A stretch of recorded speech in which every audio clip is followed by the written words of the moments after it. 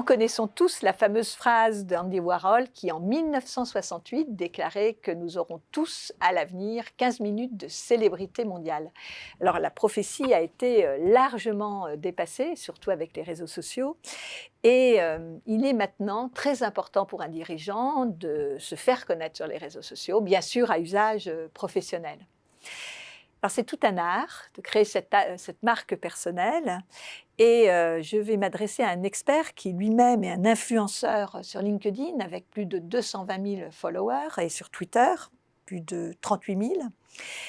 C'est Nicolas Bordas, donc vice-président international de TBWA et en charge de l'unité Live Bosses, où vous accompagnez des dirigeants pour être plus présents, plus visibles sur les réseaux sociaux. Exactement. Alors pourquoi c'est si important et comment ? Parce qu'avec les réseaux sociaux, vous pouvez non plus avoir 15 minutes de célébrité, mais 15 années de célébrité. Alors, c'était déjà vrai avant les réseaux sociaux. Un certain nombre de patrons étaient plus présents dans les médias que d'autres. Et donc, Richard Branson, Bill Gates ou d'autres n'ont pas attendu Internet pour être célèbre, ou Bernard Tapie, ou même Bernard Arnault, si vous voulez, et plein d'autres. Mais par contre, les réseaux sociaux donnent cette possibilité à tout le monde et dans la durée, et permettent à chacun de mettre son média personnel, en quelque sorte, au service professionnel, puisque LinkedIn ou Twitter ou Instagram sont des médias personnels qu'on peut décider ou pas de mettre au service professionnel. Alors pourquoi ? Alors ça serait justement plutôt LinkedIn, on ne va pas sur TikTok encore ? Alors tout dépend de la raison. Oui. On peut être sur TikTok, et TikTok a un grand avenir, mais tout dépend de la raison, parce qu'il y a quelques raisons principales, et on n'est pas forcément présent pour les mêmes raisons. La première raison, c'est l'interne. C'est pour parler à ses propres employés. Tous vos employés sont sur LinkedIn quand vous êtes le patron ou la patronne d'une boîte. Et donc, à un moment donné, ce que vous leur dites par l'extérieur a plus de poids que ce que vous leur direz sur l'intranet de l'entreprise. Deuxièmement, c'est écouter, voir, se connecter à ses clients. Donc c'est vrai en B2C, quand les clients, les grands publics, mais c'est vrai aussi en business to business, en B2B, puisqu'ils sont tous présents sur LinkedIn et qu'on peut directement les connecter et leur parler. C'est important aussi sur l'ensemble des stakeholders, des parties prenantes, qu'elles soient politiques, qu'elles soient associatives, qui sont très présentes sur les réseaux sociaux. Et puis enfin, c'est une manière de montrer que vous êtes dans le digital, de rendre service à votre boîte, parce que quand vous communiquez personnellement, vous avez plus d'effet, c'est-à-dire plus d'engagement et plus de visibilité que le même message produit par le compte corporate de votre entreprise. Donc en fait, en ne communiquant pas, vous privez votre entreprise d'un réseau de communication. Mais alors, ça prend du temps. Alors, ça prend du temps, oui et non. Ça prend du temps si on a envie d'y passer du temps, que ça devienne une passion, mais ça peut prendre très peu de temps si on le fait bien, et en particulier si on ne le fait pas tout seul, et si on le fait avec notre préconisation d'avoir un trustee, quelqu'un avec qui vous avez confiance, une telle confiance que vous pouvez lui confier les codes de votre LinkedIn et Twitter. Alors d'abord, un tout petit mot sur les réseaux que vous évoquiez. Aujourd'hui, LinkedIn est en train de dominer le monde. On l'a vu avec la pandémie, une augmentation considérable de présence sur LinkedIn, des posts vus par 10 millions de personnes, y compris par des patrons qui venaient d'arriver sur LinkedIn en 2020 et qui avaient 900 followers. Donc LinkedIn devient absolument incontournable, et en plus, c'est un univers très safe, comme on dit chez les anglo-saxons, c'est-à-dire très rassurant, parce qu'il n'y a pas de compte anonyme, vous ne faites pas troller, les gens sont encore polis et bien élevés, il y a du débat, mais du débat policé. Donc LinkedIn, et en plus sur LinkedIn, vous n'avez pas besoin de publier beaucoup, il vaut mieux publier bien de temps en temps que d'être une mitraillette comme Donald Trump sur Twitter. Et puis vous avez Twitter. Twitter, nous on le recommande beaucoup, pas forcément pour y passer, nos clients y passent du temps, mais pour qu'ils fassent de l'écoute sur Twitter.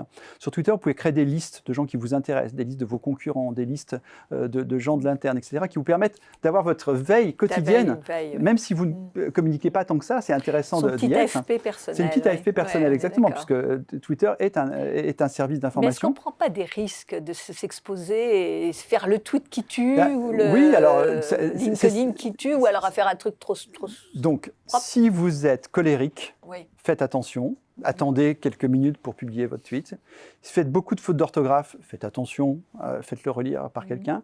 Mais à part ça, ce sont des éléments de communication, contrairement à l'idée qu'on s'en fait, qui sont ultra contrôlables et ultra contrôlés. Parce que vous pouvez vous relire avant de publier. C'est-à-dire que c'est beaucoup moins dangereux, c'est beaucoup moins risqué, les politiques l'ont bien compris, que d'être interviewé en live par un journaliste ou d'être interpellé pendant son assemblée générale d'actionnaires par une journaliste qui sera rentrée en se faisant passer pour un actionnaire. actionnaire ou par un actionnaire un peu vindicatif. Donc en fait, non, si on le fait bien à petite dose et intelligemment, ça se contrôle très bien et donc le risque est très faible. Et le temps passé dépend de l'envie d'y passer du temps, mais on peut faire des choses très bien sans y passer beaucoup de temps. Et alors, il faut être un patron d'une grande boîte pour faire ça, ou est-ce que vous pourriez conseiller aussi à des patrons de PME? Non, alors les patrons de grandes boîtes font bien, on le voit en France, sur LinkedIn, les Michel-Édouard Leclerc, Patrick Pouyanné, il y a plein de patrons présents, et donc aussi bien également sur Twitter, mais ça marche aussi pour les PME. C'est-à-dire que je pense que Guillaume Gibault du STIP français, par exemple, a beaucoup utilisé intelligemment les réseaux sociaux. C'est le cas de Frédéric Mazella sur Blablacar, c'est le cas de Laurence Paganini sur sa superbe petite marque marseillaise de jeans qui s'appelle Caporal. Donc on voit que des patrons ou des patronnes un peu pionniers, un peu pionnières ont réussi pour des petites entreprises à amener en fait un média très efficace à Et le boîte. contenu doit porter sur l'entreprise ou est-ce qu'on parle de soi aussi? Quel est le dosage entre vie perso? Notre recommandation, pour simplifier, ça dépend vraiment des objectifs poursuivis évidemment, c'est grosso modo un tiers, un tiers, un tiers.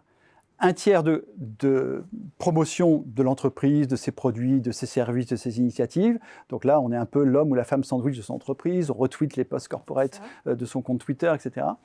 Un tiers qui est beaucoup plus ce qu'on appelle du thought leadership chez les anglo-saxons, c'est-à-dire d'une prise de position sur son marché, sur ses sujets, qui font que la plupart d'ailleurs, quel que soit le marché mondial que l'on prenne, ce sont les patrons les plus influents qui sont les plus actifs sur les réseaux sociaux, c'est assez logique. Donc on parle de son marché plus large que de soi-même, et on relaye des sujets qui sont ceux de son marché plus largement que ceux de son entreprise. Et puis, ajouter une touche personnelle, alors un tiers c'est peut-être beaucoup pour certains, mais même 10% sur des passions, fait sens, sur des passions, sur des moments partagés. Alors vous n'êtes absolument pas obligé de mettre votre famille en scène. Moi, je n'ai jamais mis une photo de mes enfants sur mon LinkedIn et mon Twitter. Je considère que c'est leur vie privée autant que la mienne, mais sur des choses qui vous touchent, qui vous font réagir et qui donnent cette touche humaine et qui augmentent l'envie de votre audience de vous suivre et de vous écouter. Et alors, on a le droit d'arrêter à un moment? Vous pouvez calmer le jeu ou arrêter complètement. Oui. Donc pour arrêter, il faut quand même avoir une bonne raison, parce que c'est quand même intéressant d'avoir un compte même un peu endormi en quelque sorte, ou dormant, pour réagir en cas de crise par exemple. Donc vous serez content, le jour où vous avez un problème, vous voulez parler directement aux journalistes, directement à l'opinion publique, d'avoir un compte actif. Donc moi je ne recommande pas, même si on veut s'endormir un peu pendant les vacances, il ne faut pas fermer le compte, il faut juste le laisser endormi. Endormi. Merci de toutes ces informations et de tous ces conseils. Merci Isabelle.